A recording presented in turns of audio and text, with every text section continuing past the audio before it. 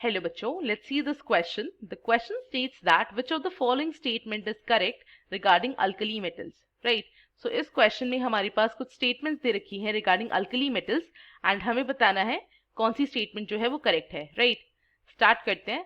सबसे पहली चीज यहाँ पर जो की concept हम लोग use करेंगे in order to solve this question, वो basically revolve करेगा around alkali metals, right? हम यहाँ पे alkali metals के बारे में ही बात करेंगे. So स्टार्ट करते हैं. अगर हम नीचे से शुरू करते हैं, अगर हम बात करते हैं ऑप्शन नंबर डी से और डी स्टेटमेंट से, वो क्या बोल रही है? That cation is greater in size than the atom, right? So अब अगर हम यहाँ पर अल्कली मेटल्स अगर हम लें, सो अल्कली मेटल्स जो होते हैं वो बेसिकली फर्स्ट ग्रुप के एलिमेंट होते हैं. अल्कली मेटल्स जो है फर्स्ट ग्रुप एलिमेंट्स होंगे. जैसे कि अगर हम यहाँ पे ले लेते हैं सोडियम, राइट? सो सोडियम अगर हम यहाँ पे लेते हैं एंड अगर इसका कटायन फॉर्म करते दैट इज Na प्लस अगर हम देखते हैं, सो सोडियम का जो इलेक्ट्रॉनिक कॉन्फ़िगरेशन है अगर आप यहाँ पे लिखें, सो वो हो जाएगा 1s2 2s2 2p6 3s1, right? ये होता है.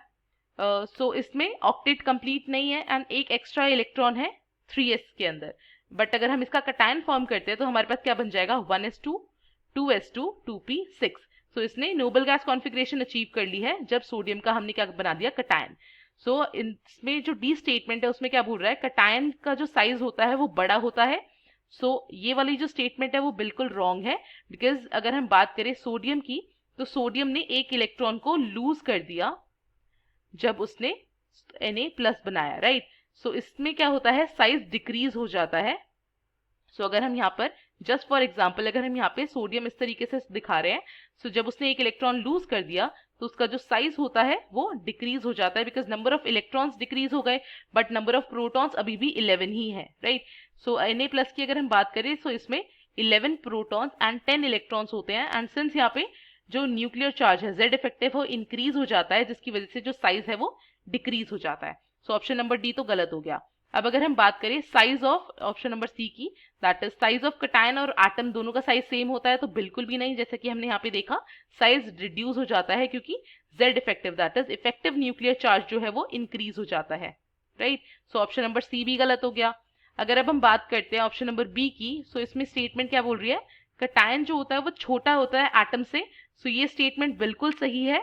क्यों? क्योंकि जब इलेक्ट्रॉन लूज करता है, हमने यहाँ पे अभी भी बोला कि Z इफेक्टिव इंक्रीज करता है एंड अगर इफेक्टिव न्यूक्लियर चार्ज बढ़ रहा है, सो जो साइज होगा कटायन का वो उसके एटम के करस्पॉन्डिंग छोटा होगा, राइट? सो बी स्टेटमेंट अभी तक बिल्कुल सही है. अगर बात करें ऑप्शन नंबर ए की, सो ऑप्शन नंबर ए क्या बोल रहा है? इट स्टेट्स दैट कटायन जो होता है वो लेस स्टेबल होता है एटम से. सो ये स्टेटमेंट भी गलत है. क्यों? क्योंकि हमने यहाँ पे देखा कि जो सोडियम था उसकी कॉन्फ़िगरेशन नोबल गैस कॉन्फ़िगरेशन नहीं थी, बट जब उसने एक इलेक्ट्रॉन लूज किया, सो उसने जो नियॉन की कॉन्फ़िगरेशन है वो अचीव कर ली, एक नोबल गैस की जो कॉन्फ़िगरेशन है वो अटेन कर ली. सो जो यहाँ पे कटायन है वो ज्यादा स्टेबल है उसके एटम के कंपैरिजन में. सो फर्स्ट स्टेटमेंट भी क्या हो गया? गलत. सो इससे हम क्या कंक्लूड कर सकते हैं? देयरफॉर जो ऑप्शन नंबर बी होगा हमारा वो बिल्कुल करेक्ट है, राइट? एंड यही हमें इसमें फाइंड आउट करना था.